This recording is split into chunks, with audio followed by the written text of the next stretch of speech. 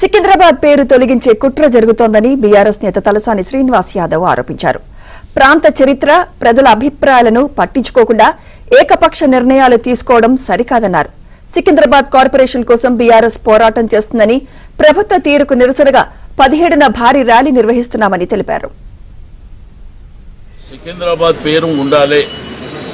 సికింద్రాబాద్ జిల్లా పెడతారా, సికింద్రాబాద్ కార్పొరేషన్ పెడతారా, లష్కర్ జిల్లా పెడతారా, లష్కర్ కార్పొరేషన్ పెడతారా, అది పెట్టే వరకు సికింద్రాబాద్ ప్రజలందరూ రాజకీయాలకు అతీతంగా స్వచ్ఛంద సంస్థలు, యువకులు, విద్యార్థులు, మేధావులు, అడ్వకేట్లు, డాక్టర్లు ప్రతి ఒక్కళ్ళం కూడా ఏదైతే వ్యాపార సంస్థలు ఉన్నాయో అందరూ కూడా స్వచ్ఛందంగా సికింద్రాబాద్ పేరే ఉండాలని చెప్పి ప్రధానమైనటువంటి డిమాండ్. అందుకే 11వ తేదీన లీ ప్యాలెస్లో మీటింగ్ ఉంది. ఆ రోజు కార్యాచరణ ప్రకటిస్తాం. ఫస్ట్ కార్యక్రమం మాత్రం 17వ తేదీన సికింద్రాబాద్ రైల్వే స్టేషన్ నుంచి ఒక శాంతియుతమైనటువంటి ర్యాలీ. ఈ ప్రభుత్వం వెంటనే విత్డ్రా చేసుకొని సికింద్రాబాద్ పేరుని మరి వాళ్ళు ఒక కార్పొరేషన్, ఒక జిల్లాగా ఏర్పాటు చేస్తే మాకేం అభ్యంతరం లేదు.